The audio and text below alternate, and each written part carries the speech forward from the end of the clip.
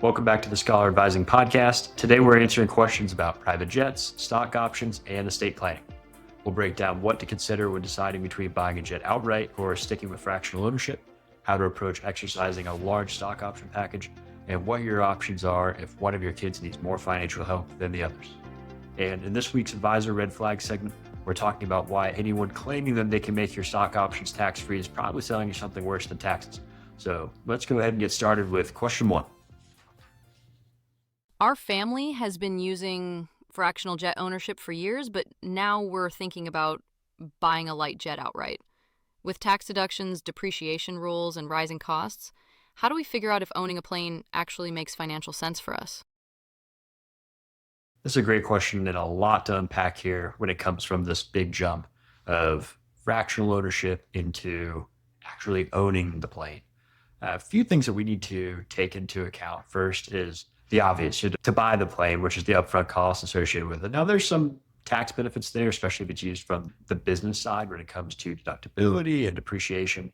But from a total cost perspective, for light jet, you're looking at somewhere around that $3 to $10 million cost upfront. Now, that then varies depending on the type of jet. You get into some of these citation jets or the low range, the $3 to $5 million mark. You get into your Honda jets or Embraers, you're going to be up around that $10 million purchase. Once the jet is purchased, now we have to handle the ongoing costs, which vary significantly. You're going to have your maintenance costs, you're going to have your hangar fees, obviously your insurance things. The biggest one that I think is a misconception around the ownership versus fractional ownership is the scheduling. I still have to schedule the flights. I still have to handle all of that for fractional ownership. So if I own the plane, then I won't have to worry about this anymore. And that's not necessarily true, especially if you're going on the light jet side of things. You're not going to have full-time salary for pilots and crew. So you're still going to be contracting out to some organization to coordinate all of that for you, which means you're still scheduling pilots, you're still scheduling crew. The difference there is that now you are handling more of the coordination around maintenance, coordination around fuel, hangars, insurance, where the fractional ownership would be taking care of that for you. Now, it's not to say that the fractional ownership is absolutely the way to go. There are absolutely benefits of the ownership side. The bonus depreciation aspects of this and the depreciation of assets is a huge benefit, but it has to be for business use. So if you're buying the jet for business use, then of course there's a lot of recent tax law that's come out that would be beneficial there to be able to depreciate it, which can help with the cost. But if it's purely for personal use, you're not going to be able to depreciate things for personal use. So you wouldn't have that deductibility benefit. But let's talk a little bit about what the ongoing costs would be. So when you combine all of these costs together, you're probably in the $500,000 to $1 million range on an annual cost to run a light jet, depending, of course, varies widely because fuel is going to be your biggest expense. So on how much it's being used. But when you compare that to fractional ownership light jet, you're likely in that $5,000 to $7,000 range, let's say per flight hour. So you really need to be flying around that 200-hour mark. If you're logging 200 plus flight hours a year, then it starts to make sense to say, maybe it would be better off to go in, own the plane, and be able to divide out all of these ongoing overhead costs, like the engine overhauls, the hangar fees, everything, over more flight hours to drop that price down. So if that's the case that you're looking at, I would start trying to look more seriously at what those costs are, start getting quotes on hangar fees, on insurance. Maintenance is going to be easy to find quotes on this. Get all that together and start looking at this and dividing that by what you're currently using and what you expect to be using from a flight hours perspective per year, and use that as a comparison more directly to your overall cost right now that you're paying for fractional ownership.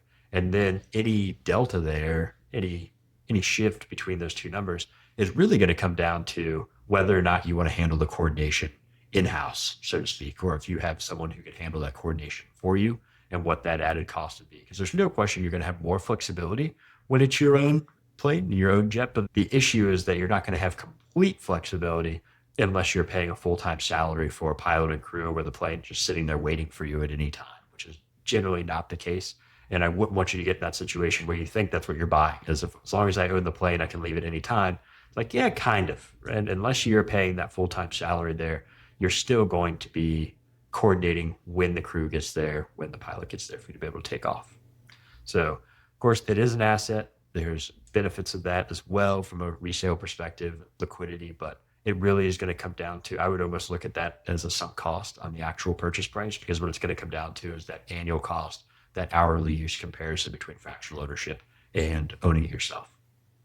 So now let's jump into question number 2. I am an executive with a big stock option package, and I want to make the most of it.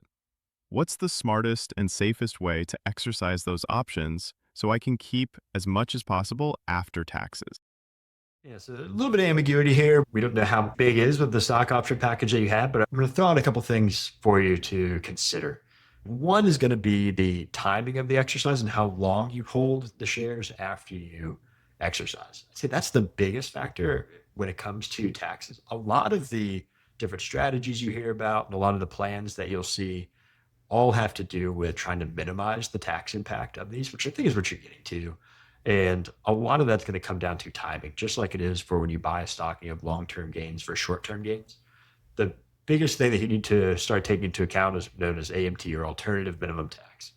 The idea here is that whether you know it or not, there's two parallel tax systems in the United States. You have your normal tax brackets that you have, and then you have this kind of shadow tax bracket called the alternative minimum tax. And the purpose of that is to find out how much you would be making when you add back in all the deductions and everything else. So that way there's a minimum level of tax that any taxpayer has to pay.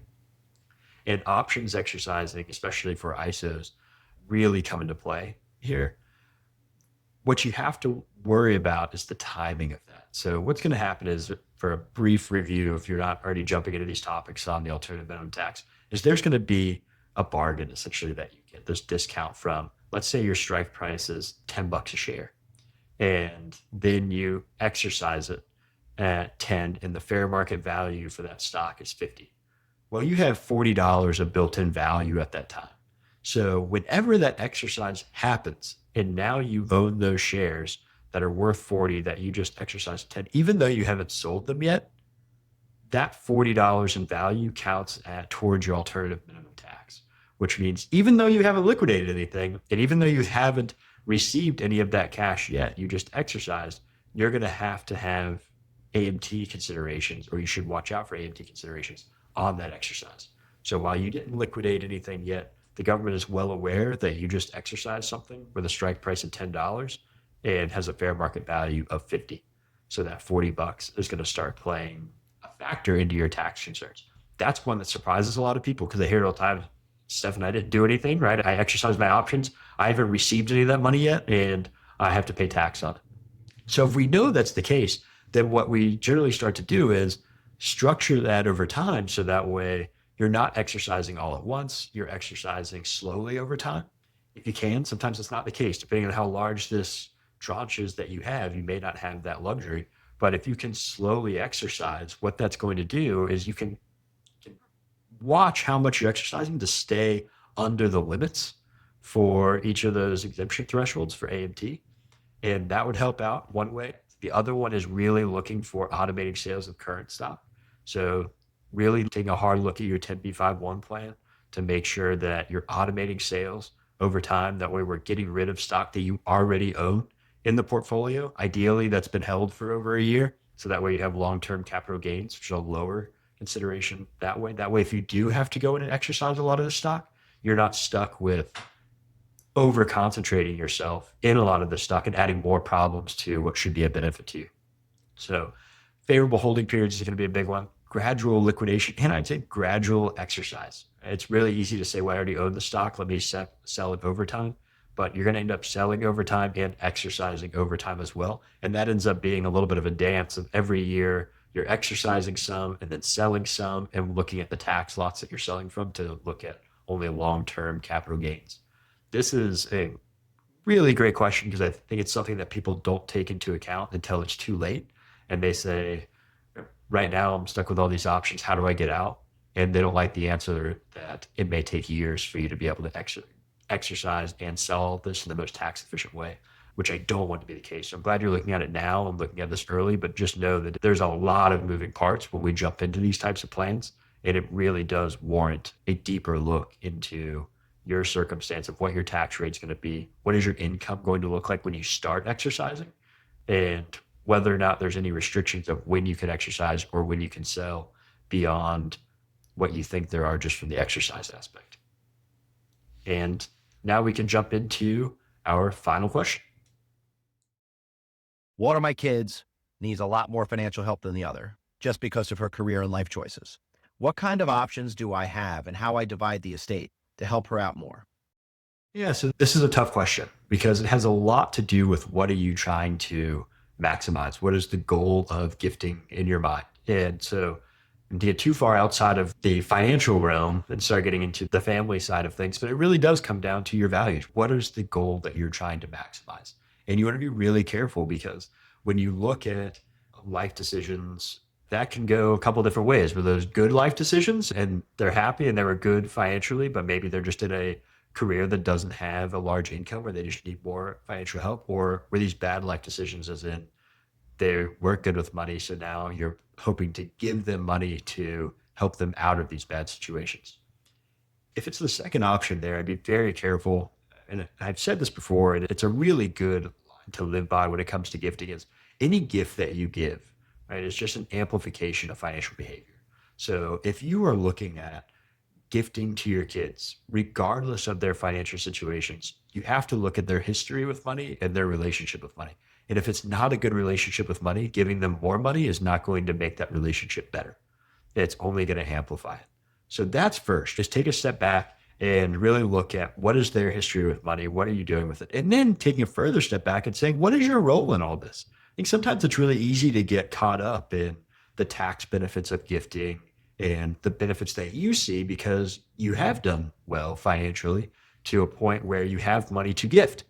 And it's easy to project that onto the kids to say, obviously, if I was your age and I knew that I should invest it this way, then I would have millions and millions of dollars more because of compound interest and all these things that you're excited about. And many of our clients are excited about the compound interest idea of starting early investing. But you have to be careful and realize that not everyone's going to be like you and have that same mentality and that same relationship with money. So taking a step back and saying, what is your goal with gifting? Not tax purposes, not your own estate purposes. What are you trying to promote? What type of values are you trying to promote? What type of legacy do you want to give? And then use that as the guiding force to say, well, now how do I gift to my kids who are in very different financial situations?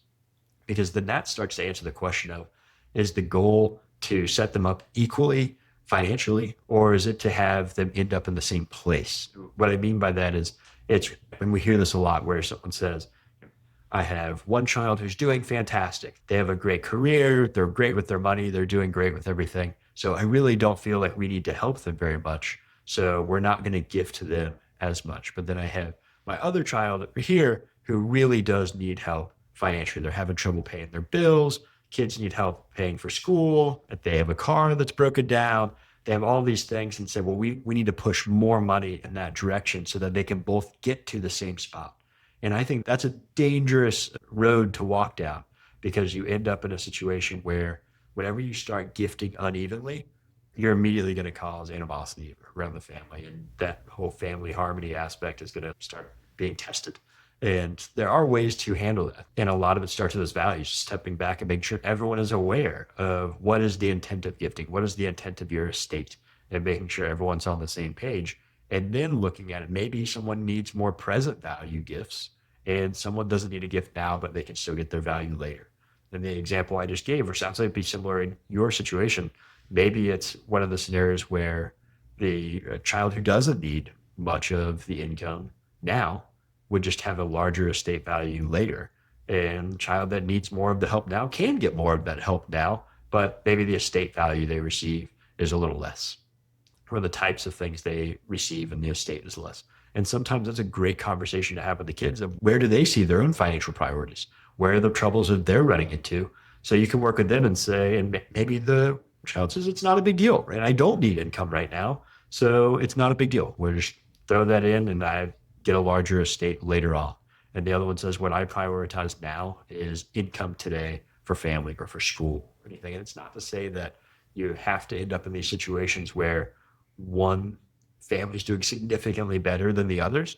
Sometimes they're both doing great. They're just at different income levels, or they live in different areas, different cost of living areas. So they require a different gifting strategy and a different legacy strategy for you to be able to put into place.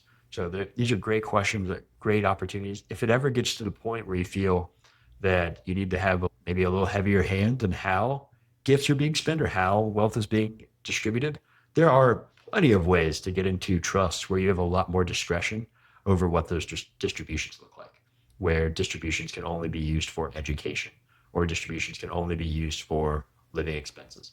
And that way you have a little bit more control over how that wealth is being spent, whether it's now or in the future. And now it's time for our rotating special segment, Advisor Red Flags. So this is where we're going to call out some sketchy financial advice or practices to avoid. And the one that I've seen lately is we can make your options tax-free. And this is one that we were just talking about, that any time where you have an advisor promise that they can eliminate taxes on your stock options entirely, that's your cue to walk away. There's no free lunch in these scenarios. There are legitimate strategies that are out there. A lot of them we talked about today, which is a great way to incorporate these in here. Early exercise, strategically exercising your options, holding time periods, H3B elections, right? You get into 10b5-1 plans as well. So you're really structuring the way you're selling out of shares that you already own. But these are only tools to manage the taxes. They're not going to make your taxes disappear. And that is generally the case for many strategies that are out there, whether it's options or anything else. So you want to start watching out for any type of tax-free outcomes without explaining the risk.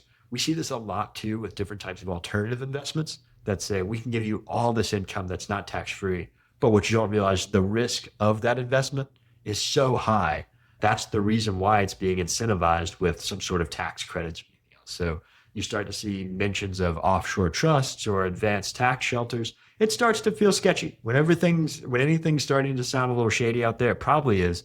And they're starting to ignore things like alternative tax that we talked about, different risks, especially when it comes to ISOs, these options.